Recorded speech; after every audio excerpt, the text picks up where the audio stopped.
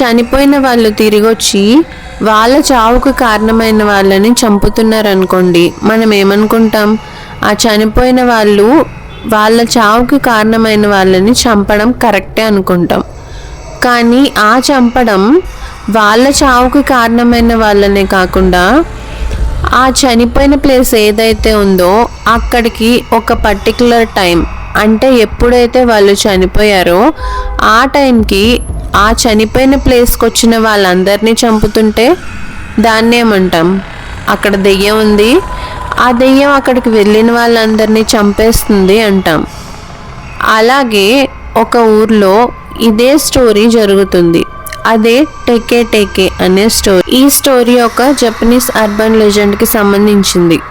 Urban legend అంటే అది నిజంగా జరిగింది అని కన్ఫర్మ్గా చెప్పలేం, ఒకప్పుడు జరిగింది అని చెప్తా ఉంటారు. ఈ అర్బన్ లెజెండ్ మీద ఒక్కొక్క చోట ఒక్కొక్క రకంగా స్టోరీస్ అయితే ఉంటాయి. ఈ అర్బన్ లెజెండ్లో ఏంటంటే టెకే టెకే అనేది ఒక అమ్మాయి ఆత్మ.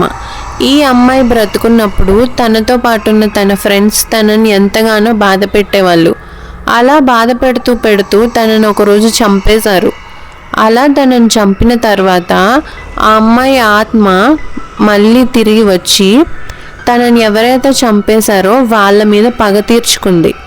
అలాగే కాకుండా తనని ఏ ప్లేస్లో అయితే చంపారో ఆ ప్లేస్ దగ్గరికి వచ్చిన వాళ్ళందరినీ ఈ ఆత్మ చంపేస్తూ ఉంటుందని అక్కడ వాళ్ళు చెప్పుకుంటూ ఉంటారు. ఈ ఆత్మ ఏంటంటే తనకి కింద బాడీ ఉండదు. అది ఎలా లేదో నేను స్టోరీలో ముందు చెప్తాను. ఈ బాడీ లేకపోవడం వల్ల తన చేతులతో పాకుతూ నడుస్తుంది. అలా తను నడిచేటప్పుడు తన చేతి వేళ్ల గోర్లు నేల మీద పడి ఒక రకమైన సౌండ్ చేస్తాయి అంటారు. ఆ సౌండే టెకే టెకే అనే సౌండ్. అసలు ఆ అమ్మాయి ఎవరు? తను ఎలా చనిపోయింది? తను చనిపోయిన తర్వాత ఏం జరిగింది? ఇవన్నీ ఈ స్టోరీలో చూసేద్దాం.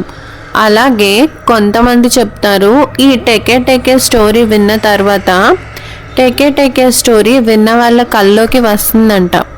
అలా కల్లోకి వచ్చినప్పుడు వాళ్ళు చాలా బాధపడతారంట. అలాంటి బాధపడకుండా ఏం చేయాలో కూడా నేను ఈ వీడియో లాస్ట్లో చెప్పేస్తాను, చూసేయండి.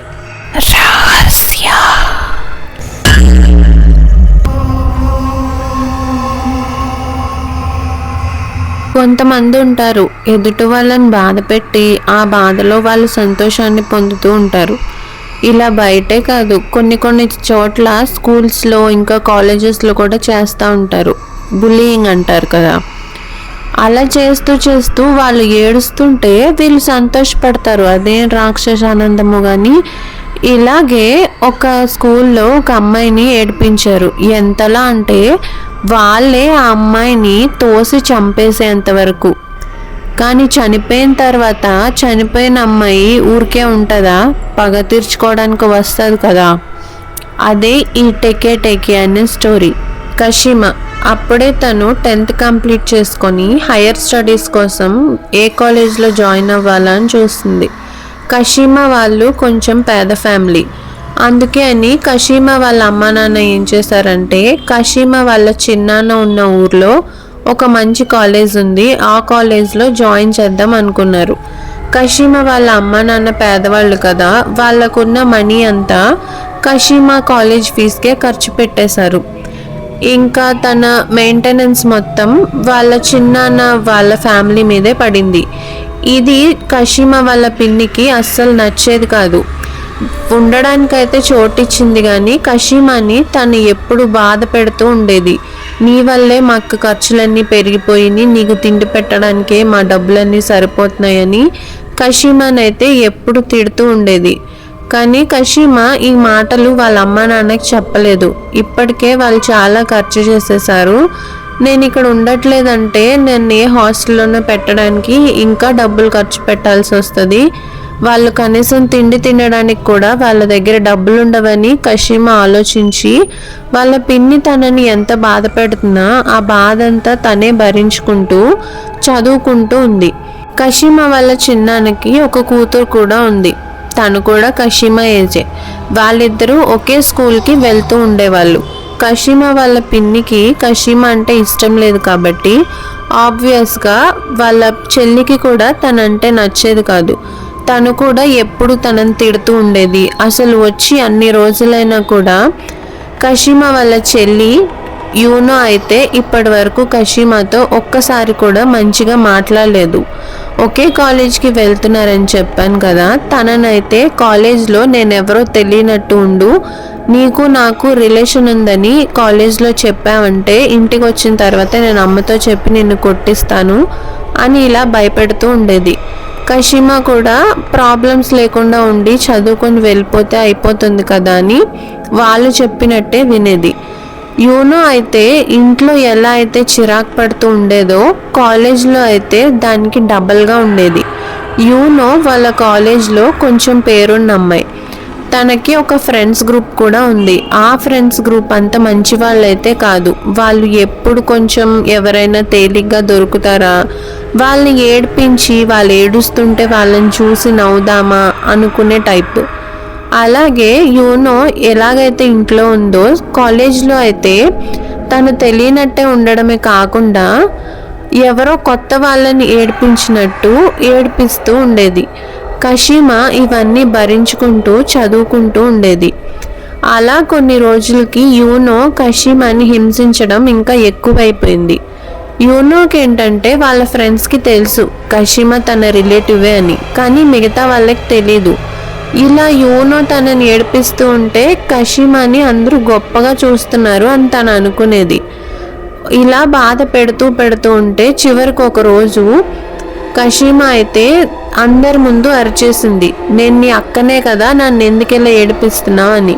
తను ఆ ఒక్క మాటే అంది, ఇంకేం అనలేదు. కషిమా ఆ మాట అనగానే యూనో తనకి ఇంటి దగ్గర చెప్పిన విషయం గుర్తొచ్చి భయమేసి అక్కడి నుండి వెళ్ళిపోయింది. తను ఆ మాట అన్నప్పుడు పక్కన వాళ్ళు ఉంటారు కదా విని, నువ్వు నీ సొంతక్కనైనా ఇన్ని రోజులు బాధ పెడుతున్నావని తనకి బుద్ధి చెప్పినట్లుగా మాట్లాడారు. కానీ యూనోకి వాళ్ళు చెప్పిన మాటలు అస్సలు నచ్చలేదు. కషిమా మీద అప్పటి వరకు ఉన్న కోపం యూనోకి పగలాగా మారిపోయింది. తనని ఎలాగైనా కాలేజ్లో నుండి పంపించేయాలని, తనని అసలు అక్కడ ఉండకుండా చెయ్యాలని, తను బ్యాడ్ అని కాలేజ్లో వాళ్ళందరూ అనుకునేలాగా కషిమా చేసిందని పగతో రగిలిపోయింది. తను అలా కోపంగా ఉంటే తన ఫ్రెండ్స్ తనని ఇంకా రెచ్చగొట్టారు. నీ మీద ఆధారపడిన అమ్మాయి నిన్ను ఇలా స్కూల్లో వాళ్ళందరి ముందు అవమానించింది అని తనని ఇంకా రెచ్చగొట్టారు. కషిమా వాళ్ళ చిన్నాన్న మీద ఆధారపడి ఉండడం వల్ల కాలేజ్లో యూనో ఇంకా ఇంట్లో వాళ్ళ పిన్ని ఎంత బాధ పెట్టినా అవన్నీ అలాగే అనుభవించుకుంటూ తను ఎవరిని ఏమి అనకుండా అలాగే తన పని తను చేసుకుంటూ పోయింది. కానీ ఇలాగా ఎప్పుడైతే కషిమా తన రిలేషన్ని చెప్పిందో యూనో ఆ రోజే తనని చాలా ఇబ్బంది పెట్టాలి అని డిసైడ్ అయ్యింది. కషిమా యూనో ఉండేది ఒకే ఇంట్లో కాబట్టి వాళ్ళిద్దరూ ఇంటికి ఒకే దారిలో అయితే వెళ్ళాల్సి ఉంటుంది. యూనో వాళ్ళ ఫ్రెండ్స్ ఇవాళ దీనికి ఎలా అయినా బుద్ధి చెప్పాలి, నువ్వు ఇంటికి వెళ్ళే దారిలోనే కదా అది కూడా వస్తుంది, దానికి అక్కడే బుద్ధి చెప్పుదామని యూనోనైతే రెచ్చగొట్టారు. కషిమా వాళ్ళు ఇంటికి వెళ్ళాలంటే ట్రైన్ ఎక్కి వాళ్ళ ఇంటికి వెళ్ళాల్సి ఉంటుంది. కషిమా ఎప్పట్లాగే ట్రైన్ ఎక్కడానికని రైల్వే స్టేషన్కి వచ్చింది. ఆ రోజుకి అదే లాస్ట్ ట్రైన్. ఎందుకో కానీ ఆ రోజు స్కూల్లో ఎక్కువ వర్క్ ఉండడం వల్ల కషిమా అయితే లేట్గా వెళ్ళింది.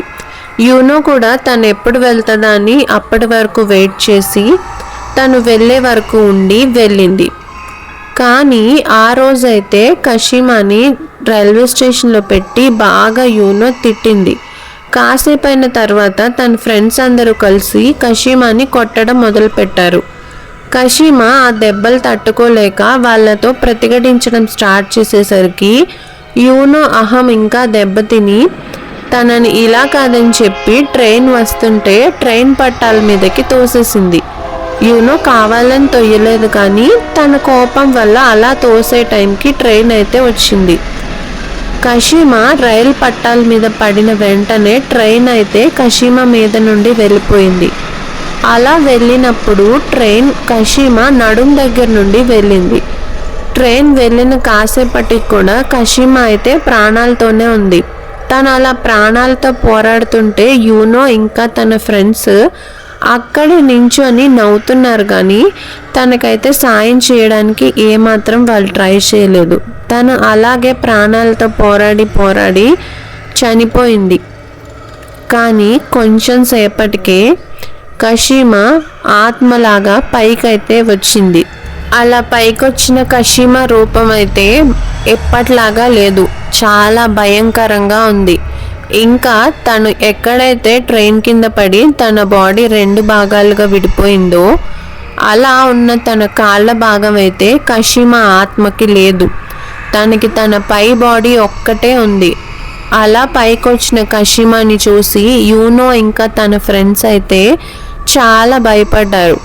కషిమా ఆత్మలాగా వచ్చినప్పుడు తన చేతిలో కొడవల్ని కూడా పట్టుకొని వచ్చింది.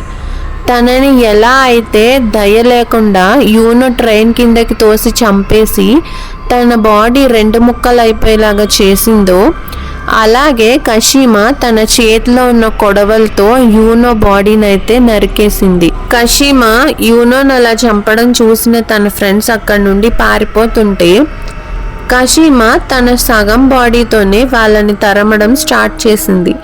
తను అలా తరుముతుంటే తన బాడీ ఒక విచిత్రమైన సౌండ్ అయితే చేసింది. ఆ సౌండ్ ఎలా ఉందంటే అలా ఉంది. వాళ్ళు ఆ శబ్దానికి కషిమా వాళ్ళని తరుముతున్న భయంతో ఎక్కువ దూరం అయితే పరిగెట్టలేకపోయారు. కషిమా మనిషి కంటే చాలా ఇంకా ఎక్కువ స్పీడ్తో పరిగెత్తి వాళ్ళని కూడా యూనోని ఎలా అయితే చంపిందో అలాగే వాళ్ళ బాడీని 2గా చేసి కొడవలతో చంపేసింది. వాళ్ళనే కాదు, కషిమా ఆ స్టేషన్లోకి వచ్చినప్పుడు ఆ స్టేషన్ గార్డ్ అయితే అక్కడే ఉన్నాడు. వాళ్ళందరూ గొడవ పడడం, కషిమాని కొట్టడం కూడా ఆ స్టేషన్ గార్డ్ చూశాడు. కానీ అతనైతే తనని కాపాడడానికి రాలేదు, వాళ్ళు గొడవ పడుతుంటే ఆపడానికి కూడా రాలేదు.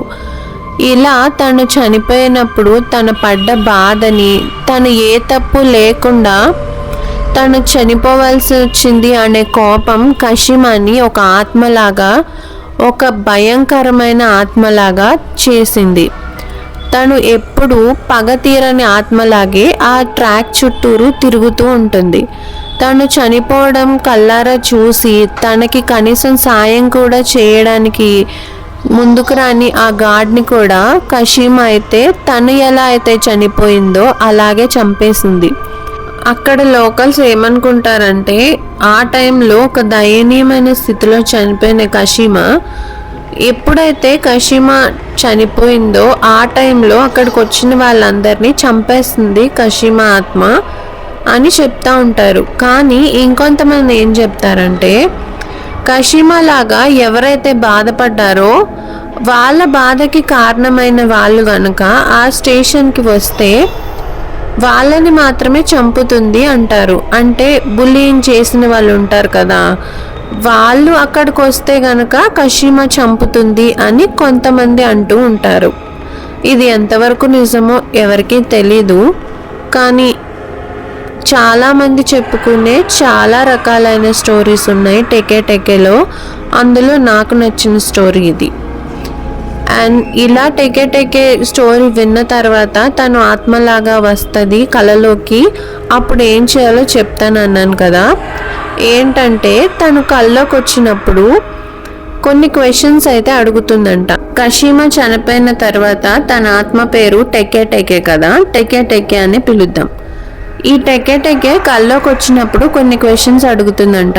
ఆ క్వశ్చన్స్కి సరిగ్గా సమాధానం చెప్పలేకపోతే కషిమా చనిపోయినప్పుడు తను ఎంత బాధ అయితే పడి చనిపోయిందో ఈ టెకే కల్లోకి వచ్చినప్పుడు కూడా తన కలో కనే వాళ్ళు అంతే బాధపడతారని అక్కడ వాళ్ళు చెప్పుకుంటూ ఉంటారు. ఆ క్వశ్చన్స్ ఏంటి, వాటికి సమాధానాలు ఏంటో ఇప్పుడు చెప్పేస్తాను చూడండి. ఫస్ట్ క్వశ్చన్ ఏంటంటే నీకు నీ కాళ్ళు కావాలా అని అడుగుతుందంట. దానికి ఆన్సర్ అవును, నాకు నా కాళ్ళు చాలా అవసరం, నాకు నా కాళ్ళు కావాలి అని ఆన్సర్ ఇవ్వాలి. సెకండ్ క్వశ్చన్ నీకు నా స్టోరీ ఎవరు చెప్పారు అని అడుగుతుంది. అప్పుడు దానికి ఆన్సర్ మాస్క్ డెత్ డీమాన్ అని చెప్పాలి. ఇక్కడ మాస్క్ డెత్ డీమాన్ అంటే జపనీస్లో కషిమా అని అర్థం. కా అంటే మాస్క్, షీ అంటే డెత్, మా అంటే డీమాన్, మాస్క్ డెత్ డీమాన్ అని ఆన్సర్ ఇవ్వాలి. థర్డ్ క్వశ్చన్, నువ్వు ఎవరినైనా బాధ పెడుతున్నావా, వాళ్ళు నిన్ను తిరిగి బాధ పెట్టలేరని తెలిసి కూడా వాళ్ళని బాధ పెడుతున్నావా అని అడుగుతుంది. దానికి ఆన్సర్ లేదు, నేను ఎవరిని బాధ పెట్టను, నాకు బాధ పెట్టడం నచ్చదు అని చెప్పాలి. సో అది టెక్కే స్టోరీ. దీని మీద చాలా స్టోరీస్ ఉన్నాయి, కానీ నాకైతే ఈ స్టోరీ బాగా నచ్చింది, అందుకే నేను షేర్ చేసుకున్నాను మీతో కూడా. అండ్ మీకు కనుక వీడియో నచ్చితే మర్చిపోకండి లైక్, షేర్ అండ్ సబ్స్క్రైబ్.